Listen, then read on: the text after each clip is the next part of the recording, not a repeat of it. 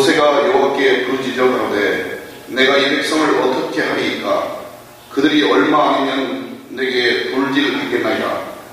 여호와께서 모세에게 이르시되 백성 앞을 지나가서 이스라엘 장로들을 데리고 하수를 치던 네 지팡이를 손에 잡고 가라. 내가 거기서 호렙산 반석 위에 너를 대하여 서리니 너는 반석을 치라. 그것에서 물이 나리니 백성이 마시리라. 모세가 이스라엘 장로들의 목전에서 그대로 행하니라. 그가 그곳 이름을 마사 또는 무리바라 불렀으니 이는 이스라엘 자손이 다투었으며 또는 그들이 여호와를 시험하여 이르기를 여호와께서 우리 중에 계신가 아닌가 하였습니다. 아멘. 시편의 제4권 말씀 중에 한 편입니다.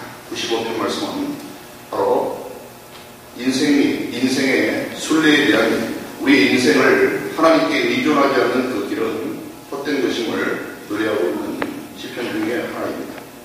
특별히 시편 95편은 저자가 불분명하다고 하지만 대부분은 다윗이 지은 것으로 추정을 하고 그것을 저 개인적으로는 그 말씀을 통해서 확실시하고 있지만 시편 기자가 노래하는 내용은 바로 하나님께 대한 불순종을 경계하고 하나님께 진정한 예배를 드리는 삶 그리고 안식을 얻는 삶을 통해서 하나님의 길이 예비되고 인생이 하나님께 드려지는 온전한 길을 갈 수 있음을 회고하고 있습니다.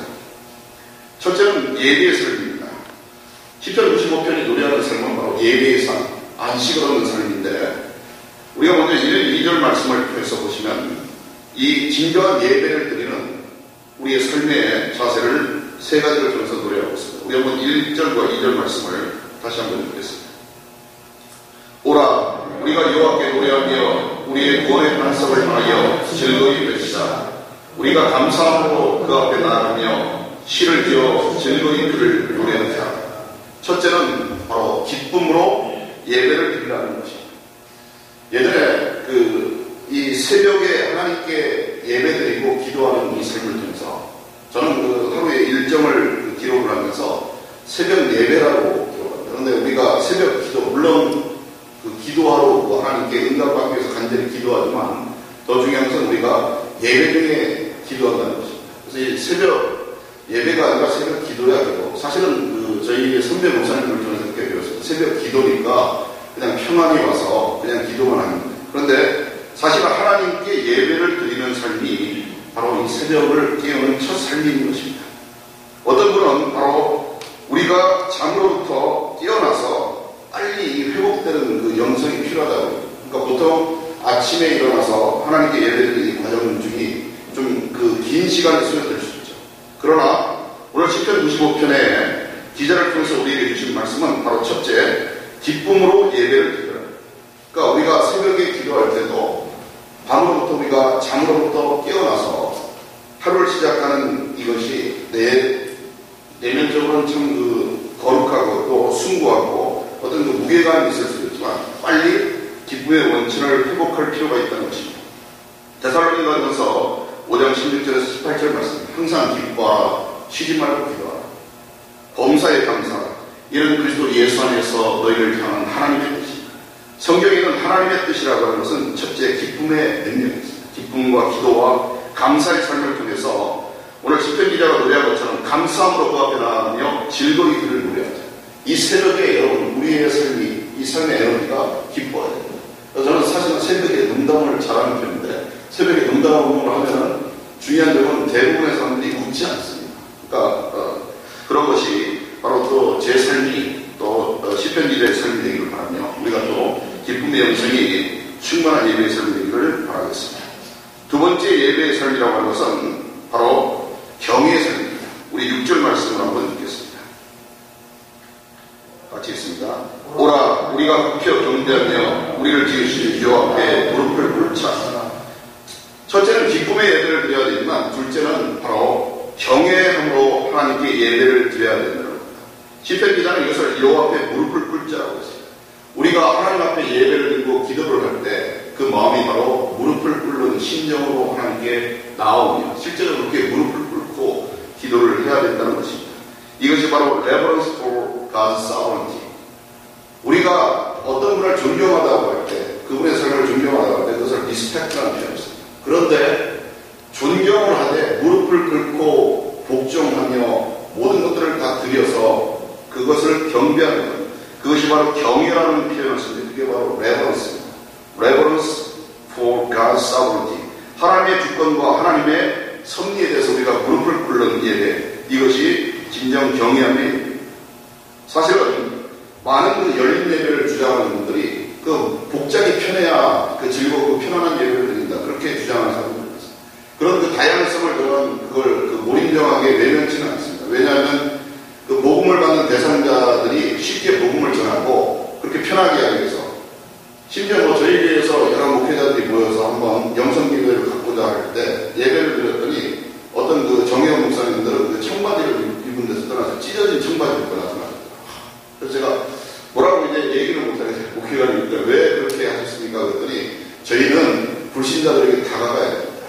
그러니까 다가가려면 더 편한 복장, 더 루스한 복장, 이런 것을 통해서. 근데 그런 바로 그 복음의 대상자들에게 협력하는 그런 것들에 대해서 인정합니다. 그런데 또 완전 극복하기구나. 저는 만약에 365일 새벽 기도를 하더라도 그 전에 하나님 앞에 나가는 그런 심정으로 무엇을 입고 갈까, 어떻게 하나님께로 나가는 그걸 사실 미리 준비하고 있는데, 전도사 시절부터 사실 누가 시켜서 그런 훈련이 아니라 이 예배는 세상의 어떤 그 고관들에게 나가는 것보다 그 두 명이 드리든 또는 홀로 하나님께 서는 그런 일이 있더라고. 세상이 바라보지 않더라도 하나님께 드린 예배가 중요하다.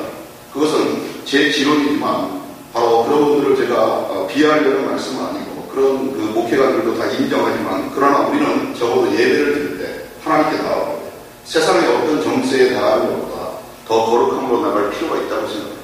그래서 시편 기자는 우리가 굽혀 경리하며 우리를 지으신 여 앞에 무릎을 꿇자. 무릎을 꿇는 삶, 이것이 진정 경외함으로 예배를 드리는 삶입니다. 그리고 마지막이 7절의 말씀까지 바로 예배의 삶을 노래했는데, 그것이 바로 순종함으로 하나님께 예배를 드리라는 것입니다. 한번 읽겠습니다. 시작. 그는 우리의 하나님이시요 우리는 그가 기르시는 백성이며 그의 손이 돌보시는 양이기 때문이라. 너희가 오늘 그의 음성을 듣거든. 아멘. 바로 순종함으로 예배를 드리라는 것입니다. 하나님의 능력을 믿고 철저하게 의심치 말고 하나님의 길을 가라는 명령입니다. 여기서 시편을 통해 주시는 하나님의 말씀은 우리 하나님이라는 표현을 씁니다. 우리 하나님이라는 표현이 중요한데, 바로 우리의 하나님이라는 이 표현은 우리가 그분을 바로 믿고 하나님께로 나가기 때문에 우리 하나님이라는 뜻이 아닙니다. 우리 하나님이라는 표현은 하나님의 기준에서 하나님께서 우리에게 자신을 헌신하셨고 모든 것을 주셨기 때문에 가능한 표현이라는 겁니다. 그러니까 우리가 하나님이 우리의 것이다, 우리의 것이야, 그렇게 주장하는 것이 아니라 하나님이 이미 우리에게 자신의 모든 것을 주시고 우리에게 헌신하시고 우리에게 사랑을 베푸셨기 때문에 가능한 표현이라는 것입니다. 이러한 하나님의 주권과 또 전능성과 사랑에 우리의 삶을 절대적으로 의존하는 순종, 이러한 순종의 예배가 바로 하나님의 백성의 예배의 삶인 것입니다. 바로 이러한 진정한 예배라는 것은 기쁨으로 충만한 예배, 그리고 하나님을 무릎 꿇고 경배하는 경외의 예배, 그리고 순종함으로 하나님께 예배드리는 이 예배가 우리의 삶에 넘치기를 축원합니다. 이러한 예배를 통해서 예배가 회복되는 삶이 바로 승리의 삶이고 하나님의 길을 가는 삶입니다. 그리고 이 후반부에서 바로 예배의 삶과 함께 강조하는 것이 역사적 교훈을 회고하면서 안식의 삶을 이야기하고 있습니다. 우리가 이룰 삶은 첫째는 예배의 삶이지만 또 안식의 삶을 주장하고 있는 것입니다. 자신을 다 내어주시는 하나님의 보위와 안식을 상실했던 이스라엘 백성들의 역사가 8절에 너무나도 잘 기록되어 있습니다. 8절 말씀에 너희는 무리바에서와 같이 또 광야의 마사에서 지냈던 날과 같이 너희 마음을 완악하게 하지 말지어다, 이렇게 말씀을 주고 계십니다. 이 구체적인 사건은 출애굽기 17장 1절에서 7절에 나와 있으며 바로 신뢰의 부족을 나타내는 이 말씀은 바로 전형적인 예가 된 것입니다. 이스라엘 백성들의 하나님을 거역하고 신뢰를 잃어버린 그 구체적인 예가 이 한 절 말씀에 다 들어있는 것입니다. 그것이 바로 그 유명한 무리바는 결국 마사입니다. 이 마사 사건인데 이 내용의 배경은 이스라엘 백성이 신광야를 떠나서 레비림의 장막을 쳤으나 마실 물이 없었습니다. 그래서 백성이 모세를 원망하여 이렇게 백성들이 힘들고 어려울 때 한 일은 바로 희생양을 치는 것입니다. 모세, 네가 우리를 인도하여 우리를 죽게 하였다. 애굽에는 우리가 먹을 음식이 풍부했는데 네가 우리를 헛되이 인도하여 우리를 이 광야에서 죽게 하였다. 그래서 백성이 모세와 다투어 마실 물을 마시게 하라고 촉구합니다.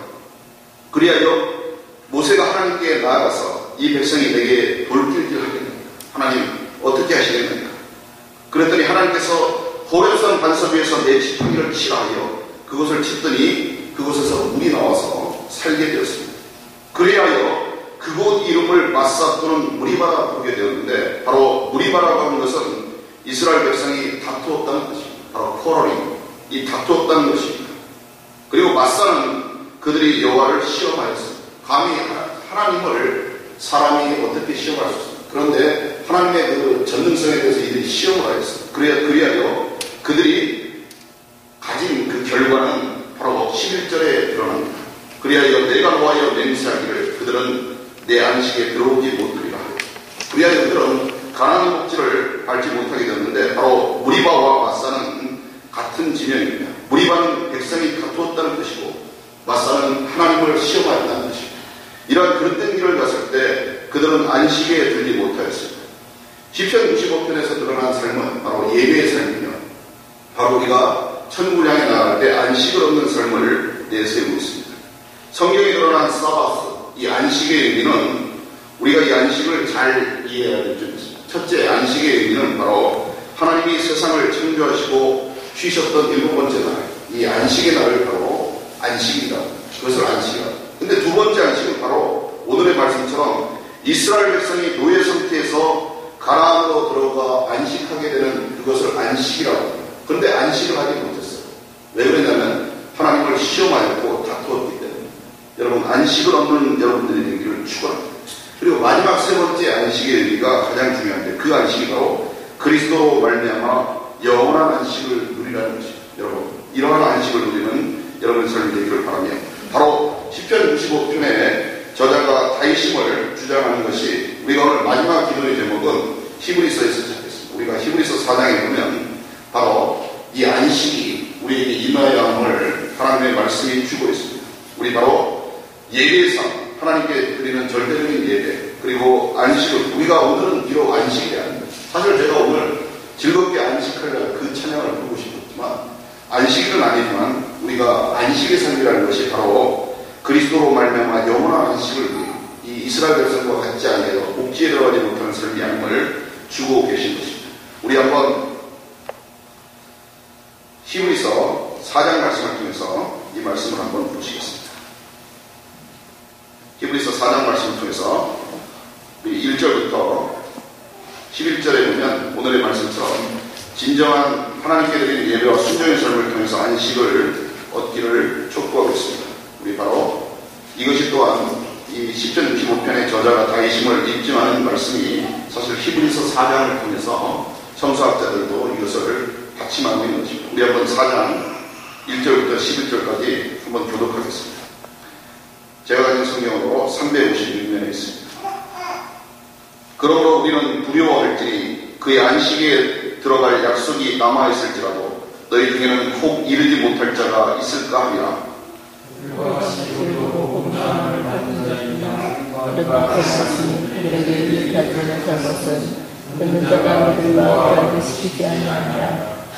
이미 믿는 우리들은 저 안식에 들어가는가. 그가 말씀하신 바와 같으니 내가 노하여 맹세한 바와 같이 그들이 내 안식에 들어오지 못하리라 하셨다 하였으나 세상을 창조할 때부터 그 일이 이루어졌느니라. 제7일에 하나님은 어딘가에 들었을 하나님은 제7일에 그의 모든 일을 주셨다 하였으며 또다시 거기에 그들이 내 안식에 들어오지 못하리라 하였으니 그러면 거기에 들어간 자들이 많아있거니와 복음 전함을 먼저 받은 자들은 순종하지 않으므로 들어가지 못하였으므로 오랜 후에 다윗의 글에 다시 어느 날을 정하여 오늘이라고 미리 이같이 일렀으되 오늘 너희가 그의 음성을 듣거든 너희 마음을 완고하게 하지 말라 하였나니 하늘로 웃어가 그들에게 안식을 주었더라면 그 후에 하루를 말씀하지 아니하였으리라. 그런즉 안식할 때가 하나님의 백성에게 남아있도다. 이미 그 안식에 들어간 자는 하나님이 자기의 일을 주신 것 같이 또 자기의 일을 주느니라. 함께 있습니다. 그러므로 우리가 저 안식에 들어가기를 힘쓸지 이는 누구든지 저 순종하지 아니하는 문에 빠지지 않게 하려 합니다. 바로 이 히브리서 4장 말씀을 통해서 시편 65편 7, 8절에 이른 그 말씀처럼 바로 우리의 마음이 완고할 때 다윗의 글이 지적한 것처럼 우리가 안식에 들어가지 못하리라고 했습니다. 그리하여 대부분은 시편 65편을 작가 미상이라고 하지만 다윗이 역시 이것을 기록하였을 것을 추정하는 것은 바로 이 완고한 인간들의 마음에 대해서 동일하게 시편 95편과 히브리서 4장이 함께 내용을 유일하게 노래하고 있기 때문에, 그리고 그것이 바로 안식에 들어가지 못한 이스라엘 백성을 비교하면서 이 히브리서 4장을 기록하고 있는 것입니다.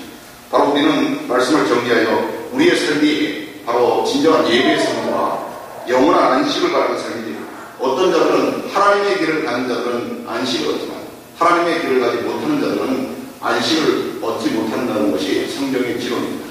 우리가 바로 이 하나님의 7일의 날, 또 우리가 거룩한 안식일의 날도 안식을 누려야 된다. 우리의 삶이 늘 영원한 안식을 두고 하나님의 길을 가는 여러분 되시기를 축원합니다. 오늘부터 주의 이름으로 승리하시기를 간구합니다. 기도하시겠습니다. 하나님 감사합니다.